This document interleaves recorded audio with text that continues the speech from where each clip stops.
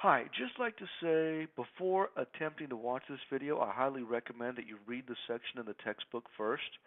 Some of the students feel that reading the textbooks, teaching yourself, you really wouldn't say that in a history class or a literature class or a psychology class, and it's really pretty much the same in a math class. My normal expectation is you spent 20 to 30 minutes reading the section in the textbook before watching the lecture. Now, if you can read that and you perfectly have learned it and understand it, you're good to go. No reason to watch the lecture. Do the homework, you're good. Probably that's not the way it's going to work, just like that's probably not the way it works in any of your other classes, but you should have a good grasp of what you've read, and then when I give you the lecture, it should fill in the gaps so that you have a much better understanding after the lecture. So please try that. Okay, so now I'm assuming that that you have read the section and you're ready for this lecture. So today I'd like to talk about the average rate of change. Now here's the formula for the average rate of change. Notice it's basically it's not basically, it is exactly the same as the slope formula. So you might be asking, well, why are we calling it the average rate of change?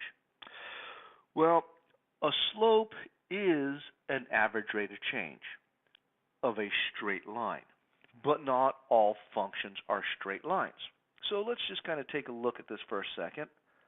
And let's say I had this function.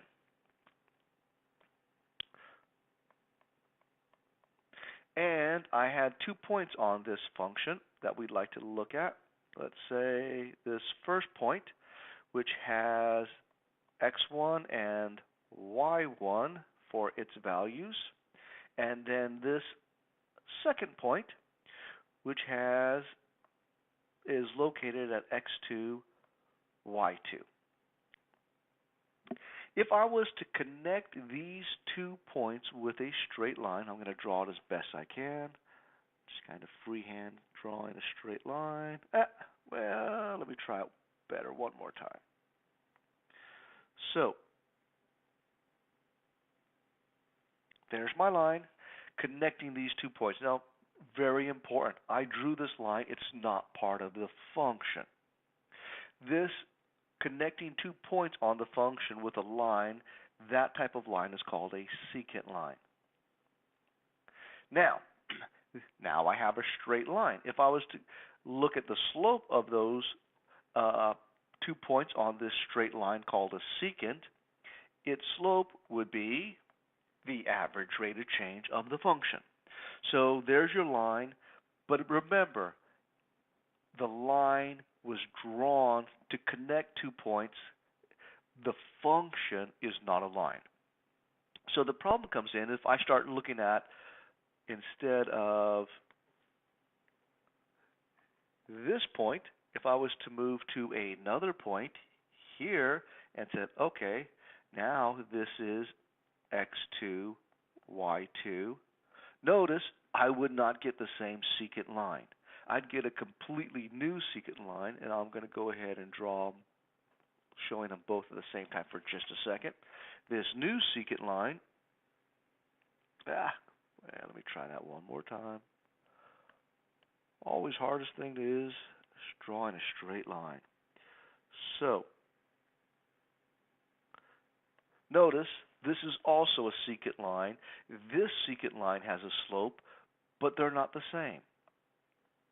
So again, I got a secant line. It's got a slope, which is an average rate of change for the function, but it's different than the first secant line I drew. So each secant line is going to have a new slope. So when we talk about slope, that's a fixed value for a line. Average rate of change, again, same formula, but it can change between 2 points. And that's a really important concept to understand.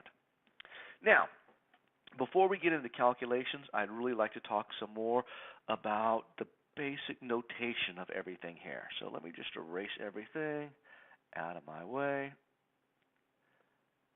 and look at some other notation that we can use in our calculations. And this notation is going to be very important for you to understand calculus. So please pay attention carefully to this notation. So let's start off with a graph of any function, and we're going to look at 2 points on that function. First point, second point. Now, instead of using x1 and x2, sometimes we can use function notation, and I say that x value starts at a, and a is just a number, some constant that I've chosen. And since it's a function, the output, the y value, will be the function's value at a. And you should be very familiar with this type of notation. Now, we have a second point here. We will call this x value, one way we can describe it is using just the next letter in the alphabet, b, and its y value is going to be the function's output at b. Okay, so I'm going to talk about some components here. And again, I'm just going to go ahead and draw a secant line connecting these points the best I can by hand. There's my secant line. And I'm going to break it into its pieces.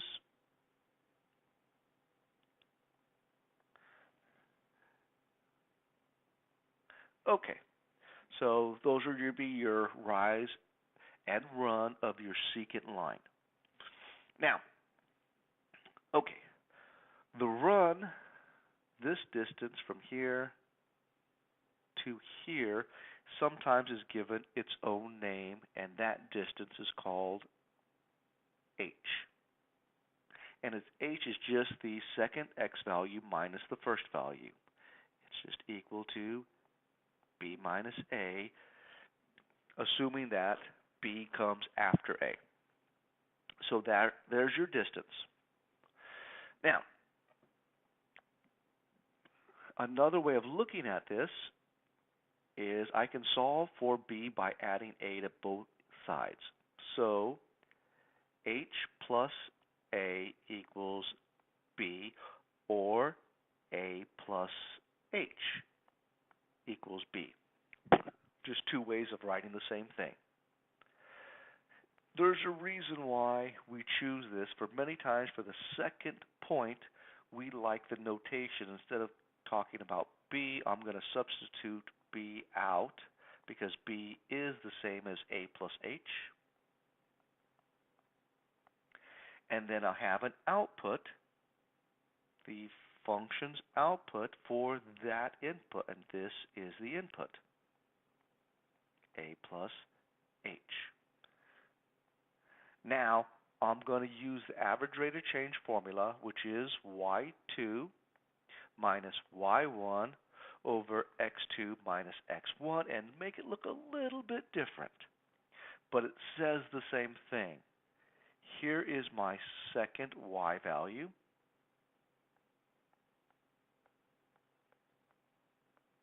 Minus my first y value. I'm sorry, that's the x value. Back up a little bit.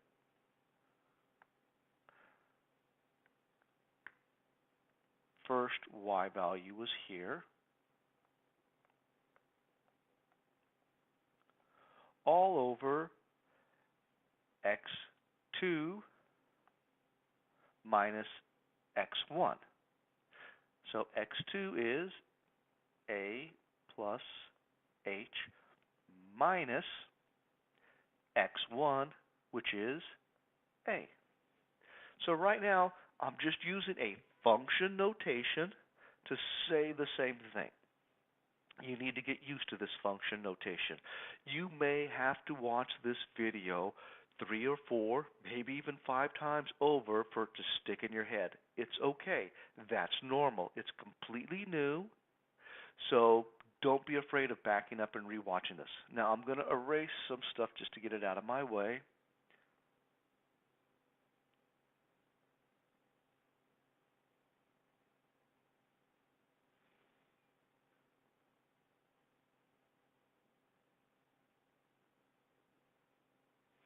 And I'm going to simplify this formula a little bit. Equals f of a plus h on top minus f of a. Notice a minus a is 0, so on the bottom I just have h. Which again, we described h simply as the run, the length of the run anyhow. So it shouldn't be too hard to grasp what I just did there. That's a horrible looking A. There we go. Okay, so now all I've done is described in function notation what the average rate of change is.